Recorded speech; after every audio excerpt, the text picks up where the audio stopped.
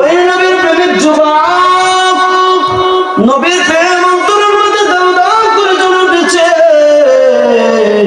নবীর প্রেম যখন নাকি তার অন্তরের ভিতরে দাও দাও করে জ্বলে উঠেছে, ওই জয়পাল তখন আমার নবীকে কটূক্তি করে বই লাগলো, রঙ্গিরা মোহাম্মদ, নাউজুবিল্লাহ, জোরে বলে আমার নবীকে রঙ্গিরা মোহাম্মদ বলে সম্বোধন করে।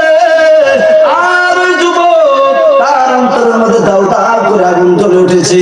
আমার নবী এমন একজন নবী, যেই নবীকে নবুয়ত পাওয়ার আগে মক্কার কাফেররা আল্লাহ আমিন বলে উপাধি দিয়েছে, আর আমার নবীকে রঙ্গিরা মোহাম্মদ বলে।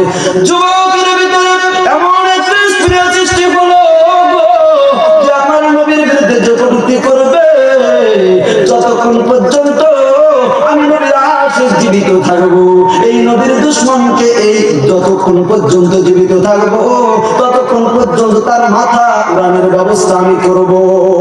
সুবহানাল্লাহ।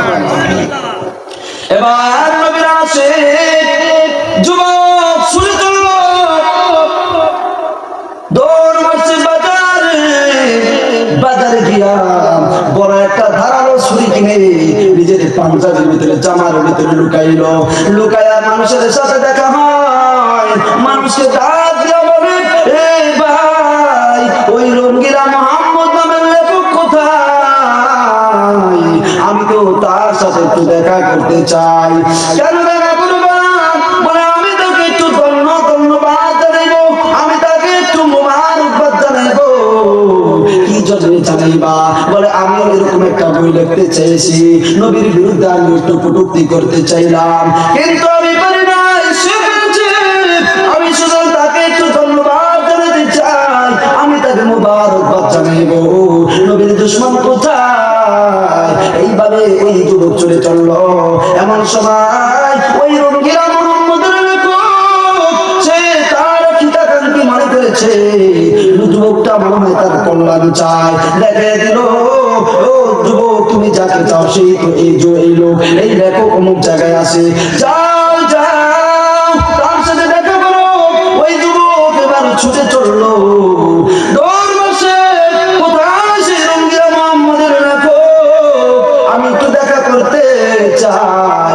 এবার ছুটে চললো, গিয়া যখন দেখা হইল, বলে আপনি কি মোহাম্মদ, রঙ্গিরা মোহাম্মদ নামের বই লিখেছেন? হ্যাঁ লিখেছি, আমি লিখেছি। বলে আপনাকে তো আমি চাই।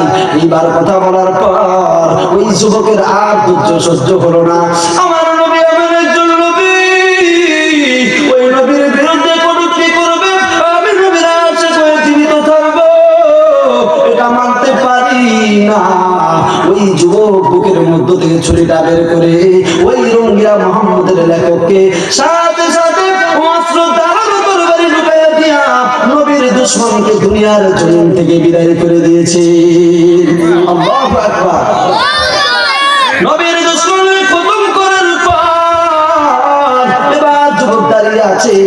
আমরা তো হইলে পলায়ন করতাম, হায় হায় পুলিশ বাহিনী ধরবে, র্যাব বাহিনী ধরবে, আর্মি বাহিনী ধরবে, দেশের প্রশাসন ধরবে, কিন্তু ব্রিটিশ সরকারের প্রশাসনের আমলে ওই মধ্যবুঝে যুবক দাঁড়িয়ে আছে। নবীর দুশমনকে আমি হত্যা করেছি, আমি ধন্য, নিজেকে ধন্য মনে করে দাঁড়িয়ে আছে। ওই ব্রিটিশ আমলের সেই প্রশাসনের পুলিশ বাহিনী সাথে সাথে যুবককে গ্রেফতার করেছে। যুবককে গ্রেফতার করার পর এবার যুবককে জেলখানায় নিয়ে গেল। জেলখানায় নিয়ে যাওয়ার পর ওই সময় আমাদের বাংলার জমিনের শেরে বাংলা একে ফজলুল হক এমন একজন আইনজীবী ছিলেন, অত্যন্ত বিচক্ষণ একজন আইনজীবী ছিলেন। এবার সে বাংলা একে ফজলুল হক ওই আল্লাহর বান্দা চিন্তা করলো, এই যুবক তো নবীর দুশমনকে হত্যা করেছে, কিন্তু নবীর যে দুশমনকে হত্যা করলো, কিন্তু যেই প্রশাসন তারা তো বিধর্মী খ্রিস্টান, তারা তো এই যুবককে ফাঁসি দিয়ে ফেলবে। এই যুবককে বাঁচাইতে হবে, কিভাবে বাঁচাইবো? এই যুবকের সাথে যুবকের মামলা নিয়ে লড়তে হবে। সে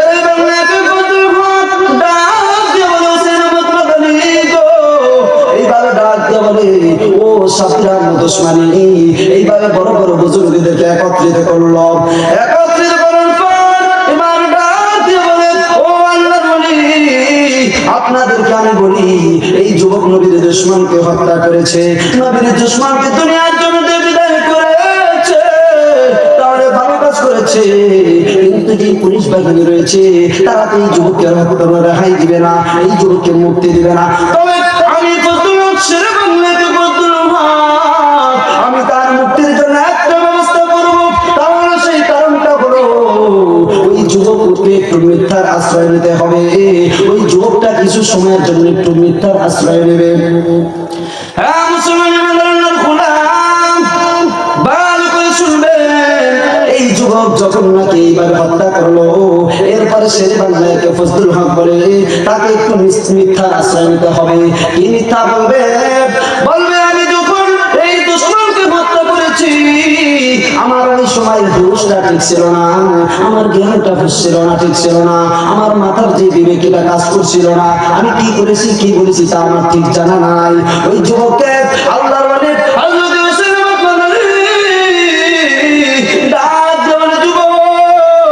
তুমি যদি মুক্তি পেতে চাও, বাবা রে তুমি যে হত্যা করেছো, ওই ব্রিটিশ যে প্রধানমন্ত্রী রয়েছে, ব্রিটিশ প্রশাসন রয়েছে, তোমাকে তো মুক্তি দিবে না, তোমাকে রেহাই দিবে না। তোমার একটা কাজ করতে হবে। কি করবে যুবক? তুমি একটু শোনার জন্য মিথ্যার আশ্রয় নিবা যুবক। ওই যুবককে ডাক দেয়া যখন কয়, যুবক বলে ও আল্লাহর ওলি একটু শুনে নেন, একটু মন দিয়ে শুনে নেন, আমি মৃত্যুর আশ্রয় নিব তো দূরের কথা জেনে নেন, আমি আমার নবীর দুশমনকে হত্যা করেছি। এটা আমার জন্য বড় সৌভাগ্য, এটা আমার জন্য বড় একটা সৌভাগ্যের নসিব, আমার জন্য এটা বড় একটা সৌভাগ্য গৌরবের বিষয়। অতএব আমি এখনো বলি, আরো বলি, সামনেও বলি, আমি যখন তাকে হত্যা করেছি আমার হুঁশ জ্ঞান সব ছিল, আমি বাংলার জমিনে নবীর দুশমনকে জীবিত রাখবো না। আল্লাহু আকবার। মুসলমান গোলাম, এবার যুবক বলে ও আল্লাহর ওলি হোসেন মাদানী গো, ভালো করে শুনে নেন, আমি নবীর দুশমনকে হত্যা করেছি, আমার পাশে ভয় ভক্তিটা দুঃখ নাই।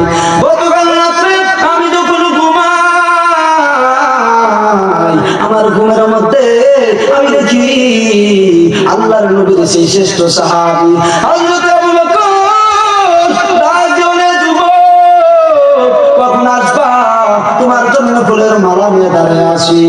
ওমর রাদিয়াল্লাহু তাআলা আনহু হাজির, ওসমান হাজির, আলী রাদিয়াল্লাহু তাআলা হাজির। তারা বলে সৌভাগ্যবান যুবক কখন আসবা? তোমার জন্য ফুলের মালা নিয়ে প্রস্তুত আছি, ফুলের মালা নিয়ে তৈরি হয়ে আছি, সুতরাং তুমি কখন আসবা? তোমাকে আমরা ফুলের মালা পরাইয়া তোমাকে আহলান সাহলান শুভেচ্ছা জানাইতে জানাইতে জান্নাতে পৌঁছে দিব। সুবহানাল্লাহ। নবীর দুশমনের হত্যা করার পর দেখেন কত পরিচা, আল্লাহর নবীর দুশমনকে নবীর আশিক যারা তারা সহ্য করবে না। সুতরাং এইরকম মাদ্রাসাগুলো যখন থাকবে, এখান থেকে নবীর আশিক তৈরি হবে, নবীর ওয়ারিস তৈরি হবে, উলামায়ে কেরাম তৈরি হবে। তারা যতদিন পর্যন্ত বাংলার জমিনে আল্লাহর জমিনে আল্লাহর বান্দারা থাকবে, আল্লাহর ইবাদত করার বান্দারা থাকবে, এরকম ভাবে ছোট ছোট মাসুম কোরআনের পাখিরা কোরআন যতদিন পর্যন্ত পড়বে, ততদিন পর্যন্ত আল্লাহ তাআলা আসমান জমিন ঠিক রাখবে। সুবহানাল্লাহ। এই জন্য এই মাদ্রাসা দরকার আছে না নাই? এই মাদ্রাসায় কোরআনের শিক্ষা চলবে কি চলবে না? যারা বিরোধিতা করবে, আল্লাহ তাআলা কোরআনের মধ্যে বলে ইরিদুনা লিউতফিউ নূরাল্লাহি বিআফওয়াহিহিম ওয়াল্লাহু মুতিম্মু নূরিহি ওয়ালাউ কারিহাল কাফিরুন। আল্লাহু আকবার। আল্লাহ বলে যারা ইরিদুনা লিউতফিউ নূরাল্লাহি বিআফওয়াহিহিম, যারা আল্লাহর বাতিকে, এই ইসলামের আলোকে, দ্বীনের আলোকে যারা নিভিয়ে দিতে চায়, কিসের মাধ্যমে চায়? তারা মুখের জবান দ্বারা ফু দিয়ে নিভিয়ে দিতে চায়। আল্লাহ বলে আল্লাহু মুতিম্মু নূরিহি ওয়ালাউ কারিহাল কাফিরুন। না না, এই বাতি নিভাইতে পারবা না, এই আলো নিভাইতে পারবা না, কারণ এটার দায়িত্ব আমি আল্লাহ দিয়েছি আল্লাহু মুতিম্মু নূরিহি ওয়ালাউ কারিহাল কাফিরুন। যারা এই পছন্দ করুক না না করুক এটা দেখার বিষয় না, যারা এটা নিভাইতে চাবে, যারা ওই কোরআনের বদলে নিভাইতে চায়, তাদের জিহ্বা পুড়ে যাবে, তাদের মুখ পুড়ে যাবে, তাদের দাড়ি পুড়ে যাবে, তারপরও ইসলামের এই বাতিকে নিবানো সম্ভব নয়। জোরে বলেন আল্লাহু আকবার।